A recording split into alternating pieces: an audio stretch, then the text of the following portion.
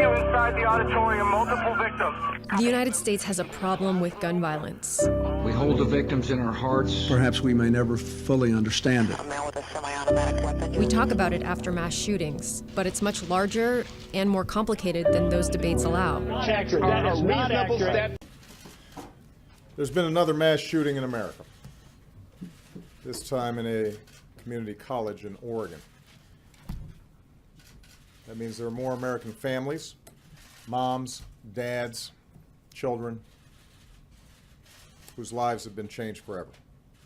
The United States of America is the one advanced nation on earth in which we do not have sufficient common sense gun safety laws, even in the face of repeated mass killings. It cannot be this easy for somebody who wants to inflict harm on other people to get his or her hands on a gun. And what's become routine, of course, is the response of those who oppose any kind of common sense gun legislation. Daniel was a very shy, gentle kid, very intelligent. He had become a straight-A student.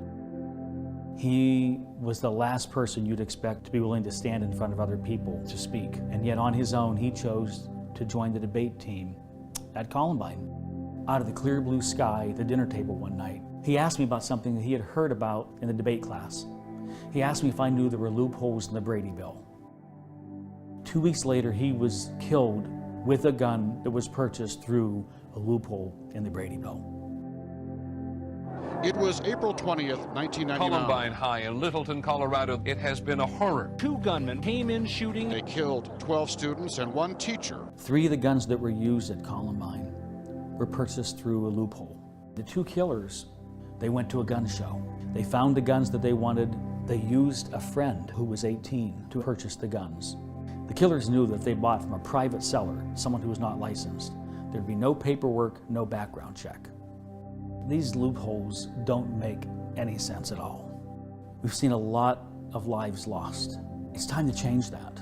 Thank you. An Odessa gun shop will pay more than $2 million to a woman who sued them for selling her mentally ill daughter a gun. The woman says she told the Odessa gun and pawn shop not to sell her daughter a gun, but they did anyway. And the daughter then shot and killed the woman's husband. 41 Action News anchor Cynthia Newsom talked to the woman today about the settlement. Cynthia? It's a big settlement, $2.2 million. Now, the Missouri woman who's getting it is not calling it a personal victory. She's calling it a victory for people across the country who are tired of gun violence and want things to change.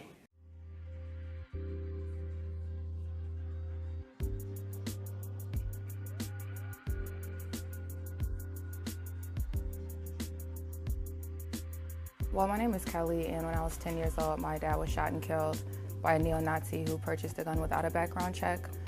Is Senator Heitkamp available? Right in a second. No, she's in meetings. Well, is she meeting with the gun lobby? Do you know that gun lobby is giving her thousands of dollars to vote against background checks? Is Senator Flake available? I wanted to know why he's opposed to background checks and how much money he's getting to oppose background checks. Have you been meeting with the gun lobby today? How much are they supporting you guys to vote against background checks? The senator would not see me again, but she has been seeing the corporate gun lobby.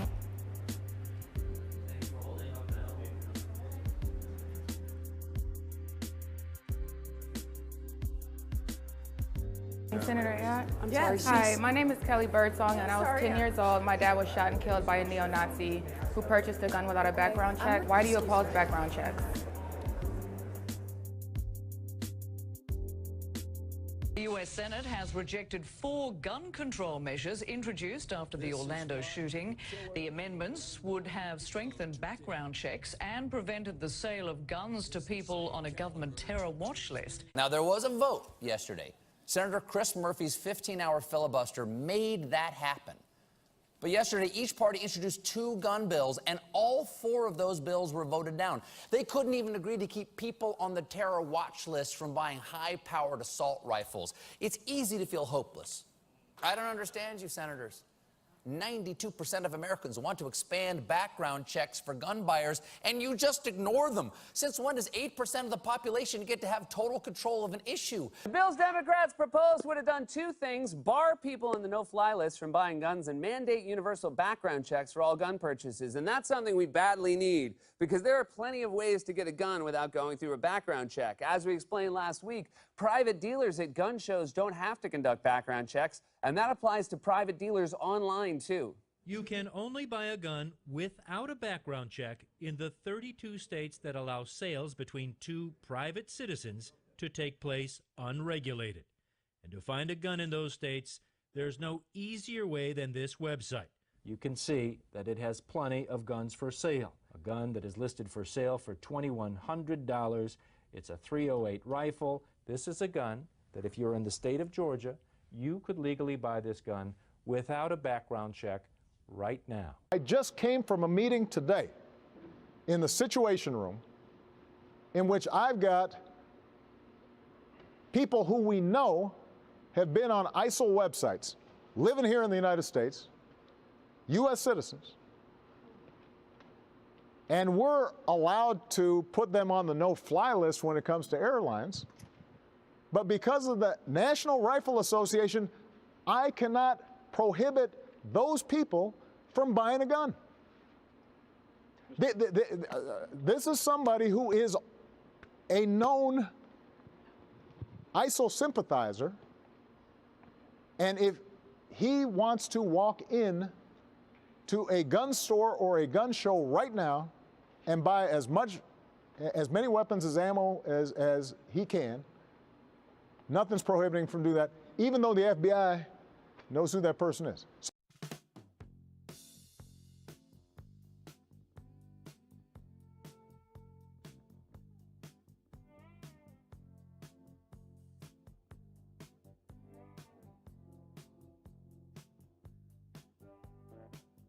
After Connecticut passed a law requiring background checks and gun safety courses, gun deaths decreased by 40%.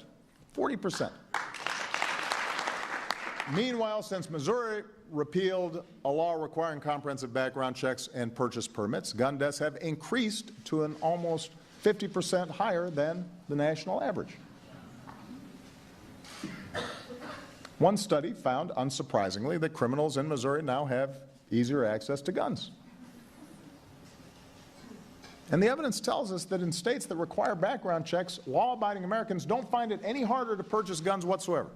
Their guns have not been confiscated, their rights have not been infringed. Congress actually voted to make it harder for public health experts to conduct research into gun violence.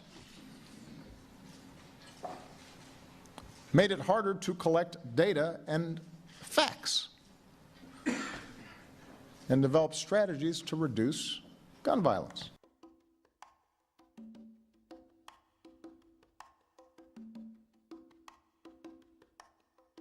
As it stands today, some of the issues that we're dealing with today didn't exist years ago when the Second Amendment was passed. Today we're dealing with issues that must be managed and must be addressed.